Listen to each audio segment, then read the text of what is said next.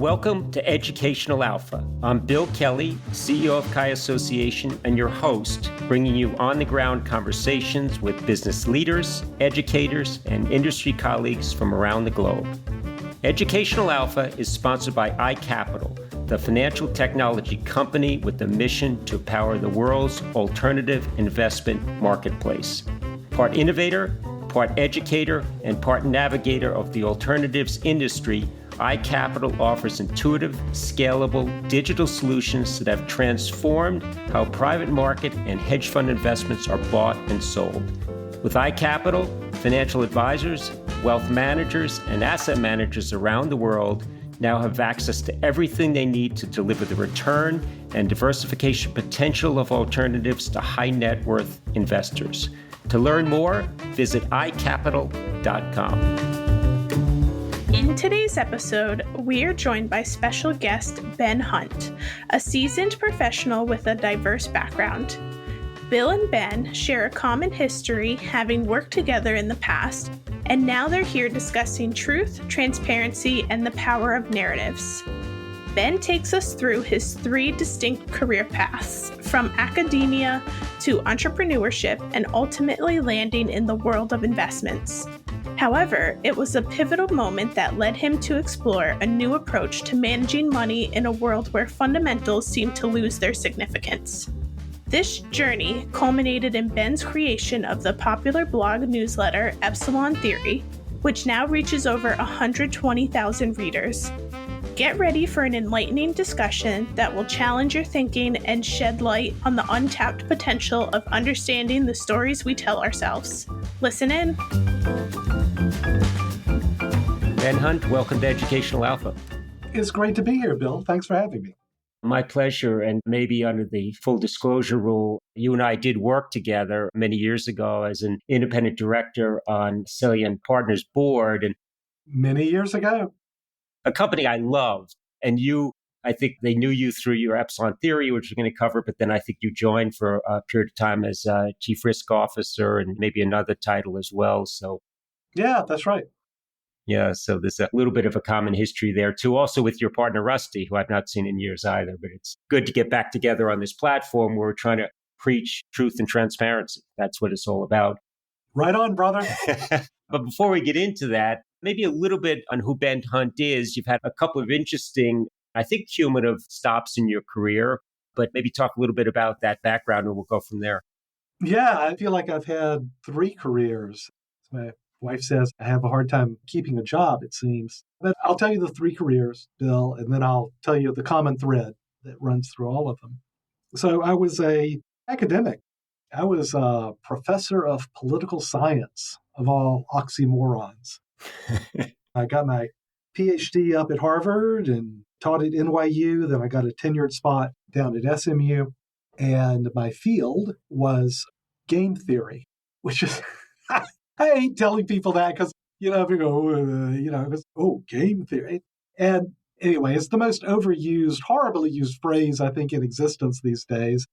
But yes, I was an actual professor of that. And the sad fact, though, sad for making a career out of the academic church, is that I had another love, and that was that I was an entrepreneur. So I bet a lot of your listeners have the similar love or bug, because it is a bug, it's not a feature. You can't help yourself if you're an entrepreneur. So I ended up leaving academia, leaving a tenured spot to start a software company. And that got me to move back up to the New York, Connecticut area for that software company. I ended up selling my stake in the software company and getting into the business that we share, Bill, the investment business. I did some venture capital for a while, did some private work, and then had the opportunity to start a hedge fund. And that was my baptism by fire in public markets and investing. This is 2005. So we had good years in 05, 06, and 07, when I think a lot of people had good years. And then we had a great year in 08, when very few people had a good year. So we had a very successful hedge fund, long, short, equity, got it up pretty big. But this is going to be familiar to you, Bill. In early 2009, it's like you went to the wall and you turned the light switch off. Our returns flatlined. Our shorts got killed and our longs, they worked, but just along with everything else. We didn't lose money for our clients, and that's something that I'm really proud of.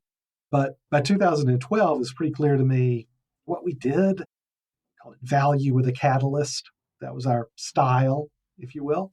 It wasn't working. Didn't work. So we ended up giving all the money back to clients, and it was not a small amount of money. It was close to $1 billion. And it was difficult at the time, if you can imagine. And I'm not sure my wife has really forgiven me for that.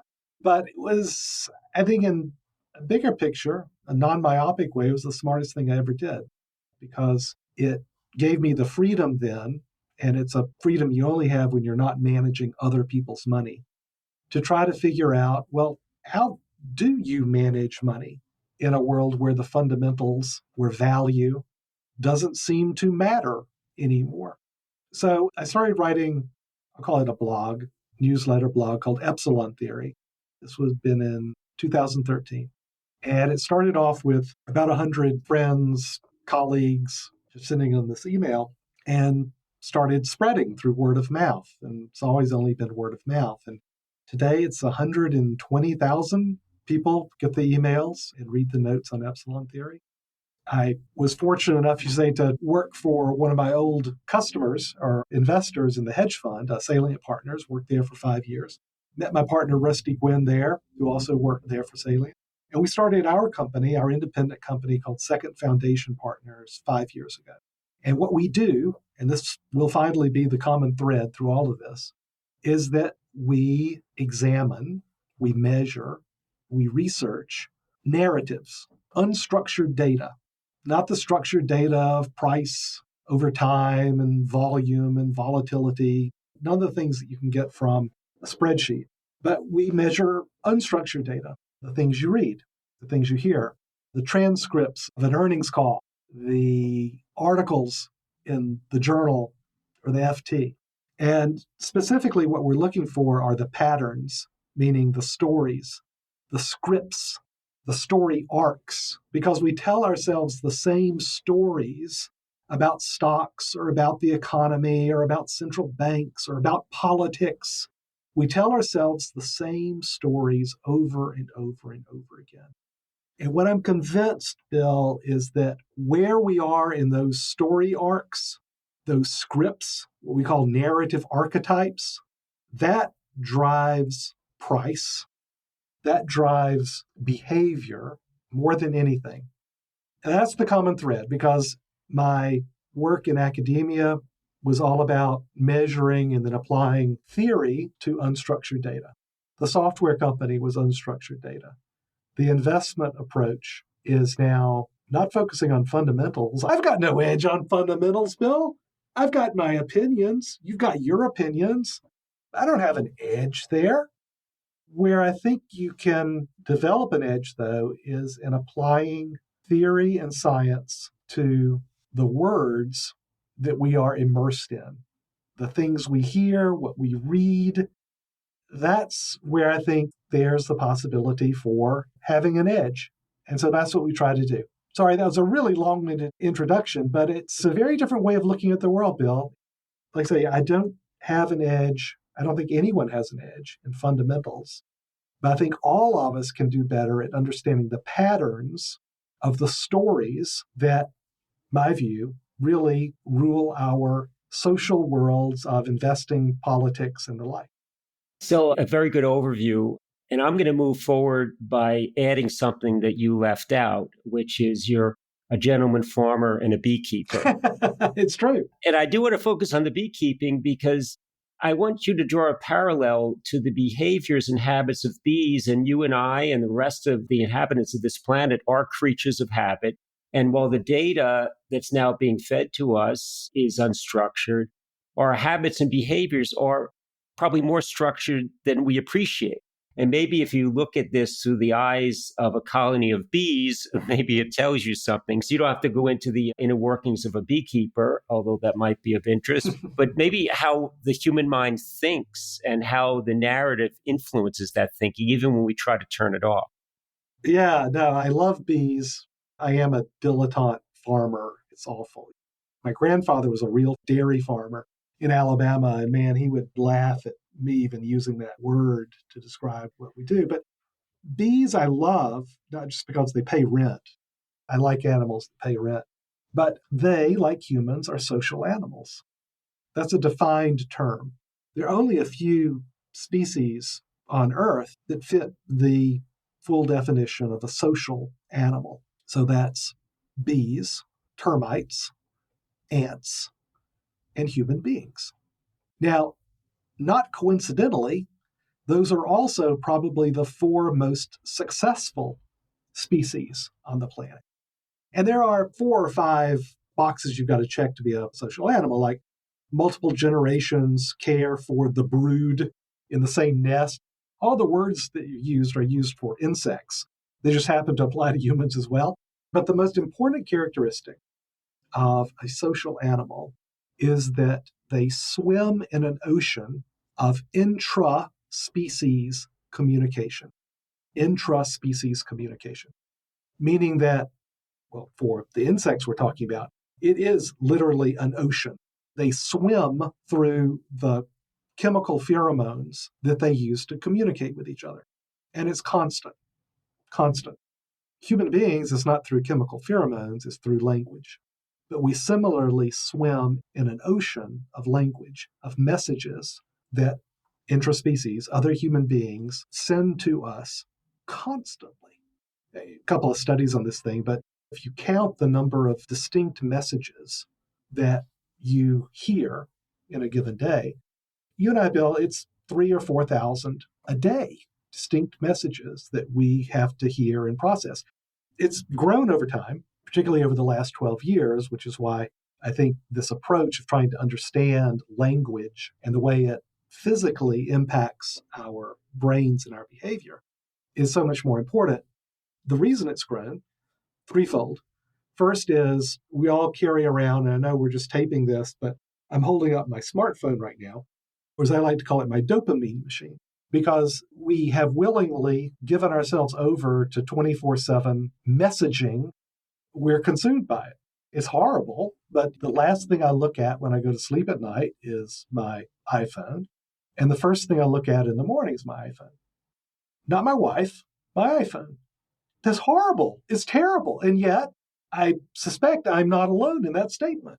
So that's one. Two is that our media ecosystem has structurally changed.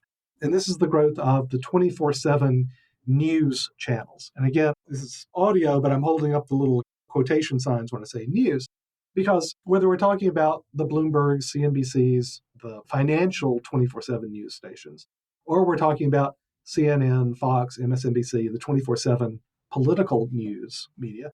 By the way, the New York Times, the Wall Street Journal, these are now 24/7 news organizations also. They're not newspapers. Their business model is for always on 24/7, quote unquote, news provision. I say quote unquote because there's not enough news to fill 24/7 for any of these stations, much less the dozen that inundate us. So what fills the void there is opinion. Opinion that is presented as news. This is CNBC. 99% of what you see is somebody presenting their opinion as if it were news. So the sheer amount of messaging that we get for politics and news has increased dramatically. At the same time that we have adopted these devices that we carry around with ourselves all the time so that we can be available for messaging at any point in time. And then the third thing is that everybody's in on the act. So really starting with the great financial crisis, central bankers said, okay, we've used up our toolkit of balance sheet operations, what we do is short-term interest rates. We're going to use forward guidance. We're going to use our words intentionally to try to change the behavior of investors. And it worked. It worked incredibly well, incredibly well. And now everybody does this. What's the hallmark of a good CEO? Can they tell a story? Can they construct a narrative of growth, profitability, earnings quality, whatever story works for the industry they're in? That's the hallmark of a good CEO today. Not can they get an additional turn of leverage off the balance sheet, or can they make these operational improvements, or here's this M&A transaction that they were able to get a little bit cheaper or whatever. That's not what makes the stock go up. That's not what makes for the successful CEO. A successful CEO can tell a story.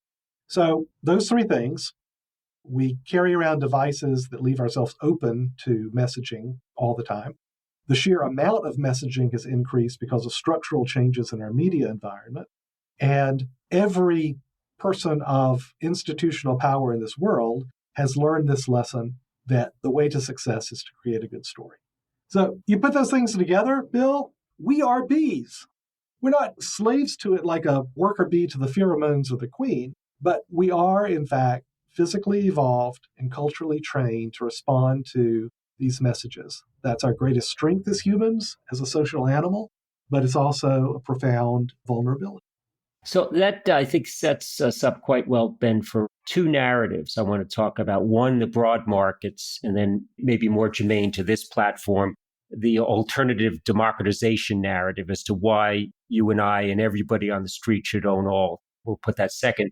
But we're taping this when Powell and co are out in Jackson Hole, and he comes in front of the microphones at 10:55. It's to the minute or whatever the time slot was. And I think like a good CEO, he's very scripted, parses every single word, and the markets react one way or the other, maybe not always as he foresees. But I think that you do write a lot on this and certainly have informed views about whether or not the Fed can control inflation, whether or not the Fed can control rates, whether or not the Fed can control unemployment. And I just look at rates themselves on the long end of the curve. We're now pushing north of $32 trillion of debt. The Japanese and the Chinese don't seem to be so much just in owning it anymore. Fitch and others are causing some mischief with downgrades. And there seems to be no let up in annual deficit, so that 32 is maybe marching toward 40. So somebody's got to buy this paper at some rate. And I think there are going to be forces pushing that up that maybe the Fed can't control. And then maybe even with unemployment, you've got demographic issues, a gig economy, hangover of COVID, and many people at 60 plus left the workforce. And I don't know if they're going to come back at all or maybe in the same way. And then there's onshoring and offshoring and the CHIPS Act. And I think what's going on in Arizona is going to be an absolute joke given this plant they built. And they're now bringing people in from Taiwan to staff that. And the unions are up in arms. So I think maybe the narrative is a lot of things that are in our control, maybe in yesteryear, no longer are. So maybe your views, you could pick any one of these, unemployment, rates, inflation, but I think things that were moored together under the Phillips curve are now unmoored and maybe unmoored forever. One of the first things I learned or observed when we started this real study of how narrative in words works is that it's not the announcement that the Fed makes. It's not the speech that Jay Powell gives at Jackson Hole. The speech is circulated a little bit ahead of time and the like. That's not what determines the market reaction. So what you'll typically see is that while the press conference is happening or while the speech is happening, markets go up, markets go down, whatever. What you often see is then that 30 minutes later, after the speech is concluded, the market starts to go the other way. If it had been going up, it goes down. If it had been going down, it goes up. Saw this happen today. You see it happen frankly, on most Fed announcement days. And that 30 minutes after the conclusion of the speech is not an accident, because it's almost exactly 30 minutes after the speech concludes that the first headline article in the journal appears.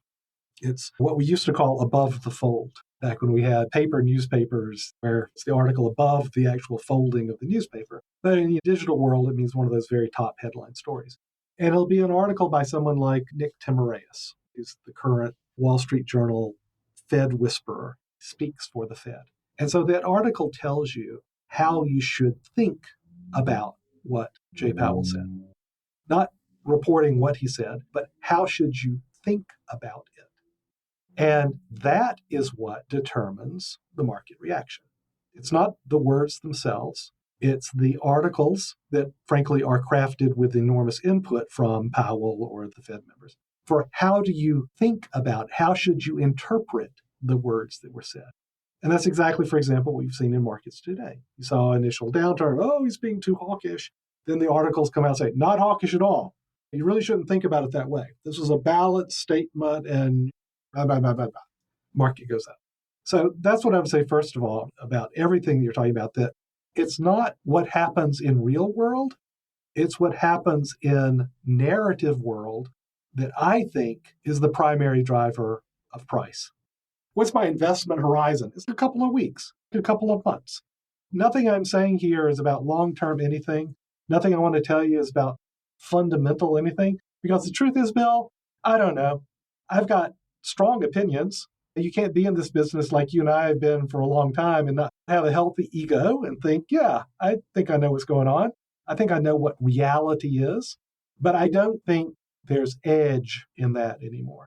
Where I think there's edge is understanding the structure and the patterns of the words that are used to tell us how to think about reality. And in terms of inflation, what we see in our work is that for the last 18 months, there's been a strong narrative that says recession is coming, recession is coming, recession is coming, recession is around the corner. Next quarter, 2 quarters from now, going to be a recession. Watch out for the recession. Now, look, it's reasonable that these are words because Powell used them himself. In his Jackson Hole speech last year, he said, well, we've got to get below trend growth, i.e. recession level growth. Below trend means, geez, the economy's not going great.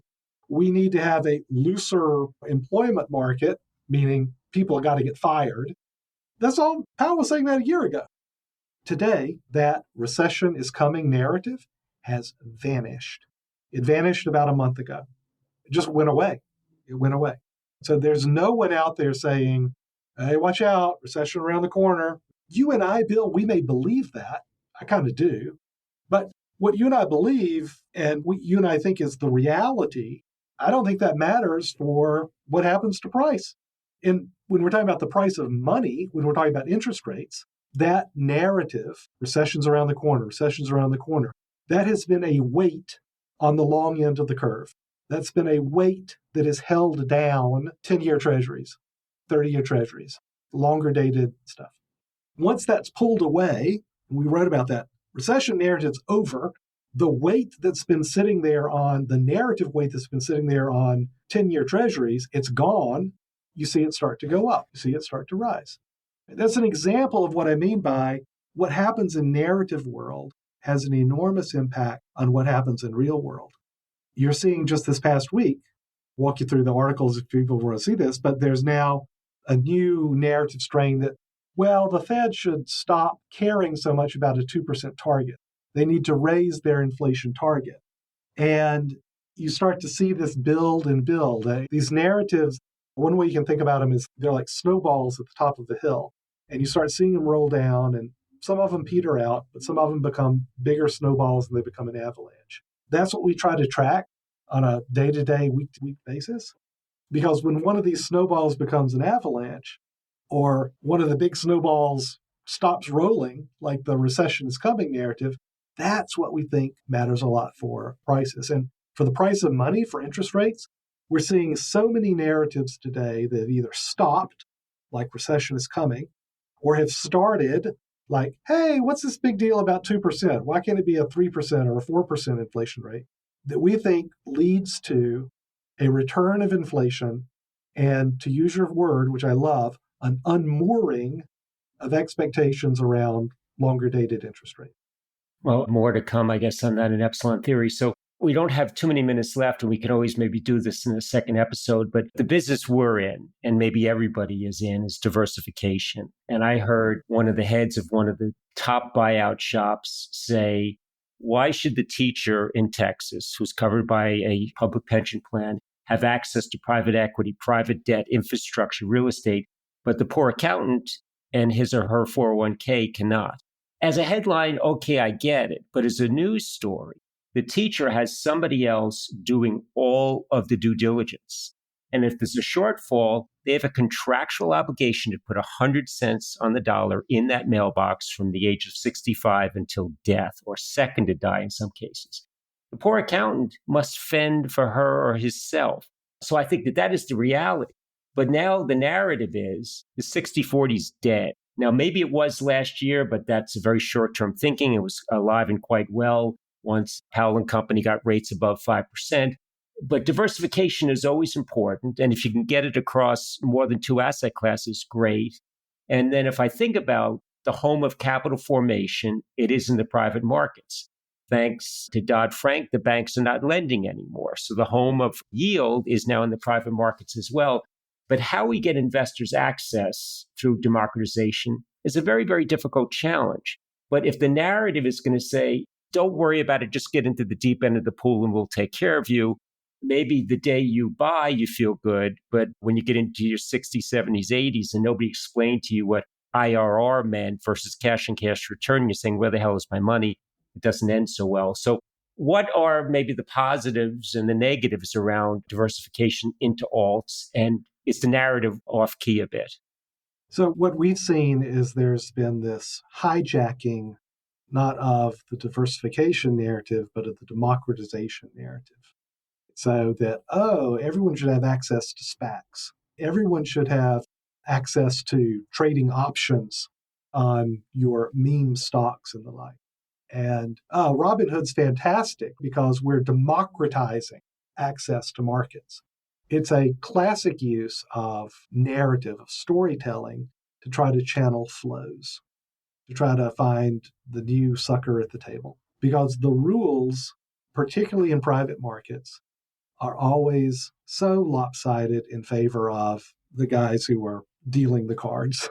You know this better than I. It is an inherently uneven, it's not just the uneven playing field, to use that metaphor. It's that the rules are specifically designed and set by the people who have greater information about the security or the investment or the like than the accountant or the retiree or whoever that is. It's their game. It's their game. And these words, it just makes me so mad when people talk about democratizing this and the like. It's just mendacity. Bill, you and I are also old enough, cat on a hot tin roof, mendacity. So it just annoys me so much. I am so much in favor of making these investments and these assets available to people, but it's so important to do it in a way where there is a cop on the street and where we do have rules that have to be observed that are designed for transparency and liquidity like they are in the public markets. So I get pretty angry, frankly, at this notion that we're democratizing things. I can't say it more strongly than that, Bill. What you're describing, I think, is a great example of how narrative can be used to find the sucker at the table. And as the saying goes, if you played a couple of hands and you're not sure who it is you. So it's an important reminder. Well, we are, and I know through the writings and the work you and Rusty do in the transparency business. We're trying to democratize education and transparency first. And if we can't get that right, then you should not go anywhere near the democratization of product. It's pretty straightforward and simple. And again, I'm not sure when this will air, but also this week, as you saw as well, Gensler had an approach toward access to private markets that was wrapped in greater transparency and more responsibility and maybe a higher degree of responsibility when it came to negligence, which gross versus plain negligence, we're fiduciaries. And that means putting the customer first, full stop. And the power of the lobbyist bar defanged the whole rule.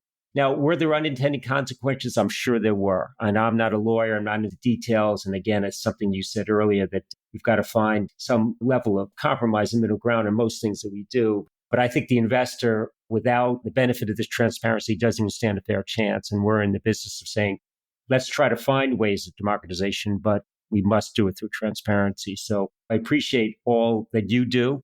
Thank you, Bill. If you haven't read Epsilon Theory, you folks are very opinionated. You don't have to agree, but it's very clear as to where you're coming from, which I think is great and refreshing. So, Ben, it's great to be reconnected with you today. You've got a massive following, I guess it's now on X as opposed to Twitter. Yes, exactly.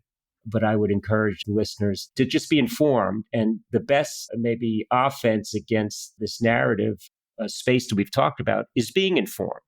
and trying to at least have a little bit of a BS meter to know when you're being sold something that is maybe not in your best interest. Bill, that's it. It's the most important question you can ask. Why am I reading this now? Why am I reading this now? It's the best way to try to build some level of critical distance between yourself and what you read. Excellent. Well, we'll leave it there. Ben, thank you. Thank you, Bill. Always a pleasure. Thank you for listening to Educational Alpha. I'm your host, Bill Kelly. Learn more about the Chi Association and subscribe to the show at chia.org. That's CAIA.org. See you next time.